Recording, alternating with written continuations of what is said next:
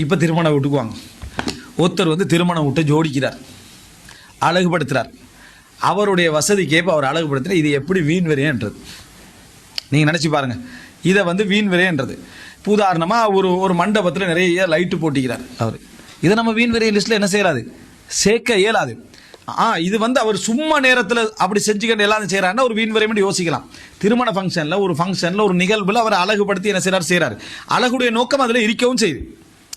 டாம்பியத்தை காட்டுற மாதிரி இல்லாமல் எதை நோக்கத்துக்கு செய்கிறாரோ அந்த அலங்காரத்துடைய நோக்கம் அது என்ன செய்யுது, அதில் இருக்குது.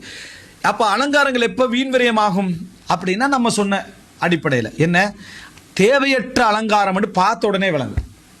இதை வந்து அநியாயமாக தேவையற்ற நிலையில் என்ன செஞ்சுக்கிறான், இந்த அதாவது அலங்காரத்தை வச்சுக்கிறான். தேவையற்ற அலங்காரத்தை இங்கே என்ன செஞ்சுக்கிறான், வச்சுக்கிறான். நம்ம பார்த்த உடனே நமக்கு விளங்கும் இந்த அலங்காரங்கள்.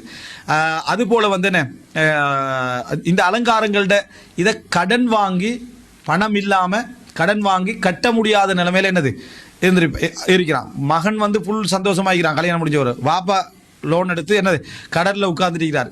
ஊட்ட வித்தவன்லாம் இருக்கிறான் கல்யாணம் செஞ்சு, சரியா? அப்போது சில பாட்டிக்கு எப்படின்னா கஷ்டத்தில் ஒருத்தன் வாரான், அவனுக்கு அப்படியே அவங்களுக்கு தரத்துக்கு தெரியுமா, என்ன யானை ஒன்றிக்கு எடுத்துகிட்டு போங்கடா பிடிக்கும். சரி, ஏற்கனவே நான் தின்றதெல்லாம் இல்லையா, யானைக்கு எப்படி சாப்பாடு போடுன்ற மாதிரி சில பாட்டி பேத்து விழுந்துடுறது, சரியா? யானை வசதியானது தானே, ஏழைக்கு உதவி செஞ்சுக்கிறான் பேர்லாம் யானை எடுத்துகிட்டு போய் தர்றது. வாழ்க்கை என்ன நிலைமை? இப்போ யானை உனக்கு வசதி தான், உனக்கே சாப்பாடு கொடுக்குற, யானைக்கு எப்படி சாப்பாடு கொடுப்பாய்? இது யோசிக்காமல் சில பாட்டி அதில் இறங்கிடுறது. யானை ஆடம்பரம் தானே அப்படின்ட்டு வசதிக்காக இறங்கிடுறது. வாழ்க்கை உனக்கு எங்கே பேத்து முடியும்னு உனக்கு தெரியாது. இந்த மாதிரி ஆடம்பரங்களை விழுந்து வைக்கிறாங்க. அது அல்லாத லெவலில் இப்போ உதாரணமாக அலங்காரம் என்ற பேரில் அந்நியர்கள் போல் அலங்கரிக்கிறது, கலரிங் போட்டு என்ன, அதாவது சுத்திகன்றிக்கும் மியூசிக் போட்டு அடித்து ஃபுல் கலரிங்கில் என்ன செய்யும், அதை சுத்திகன்றிக்கும். இது உண்மையில் அது விடுதிகளுக்கு ஒப்பான மாதிரி இருக்கும்.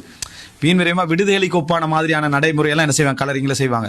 இது இல்லாமல் சாதாரணமாக லைட் போடுறது, சாதாரணமாக என்னது ஒரு டிகோர் போட்டுக்கிறது, ஒரு அலங்கா பண்ணிக்கிறதுலாம் மார்க்க ரீதியாக எந்த விதமான தடையும் இல்லை. சிலர் வந்து அந்த சின்ன சின்ன லைட் இருக்குமா, அதை அப்படியே வேலிகளுக்கெல்லாம் அப்படியே போட்டிருப்பாங்க.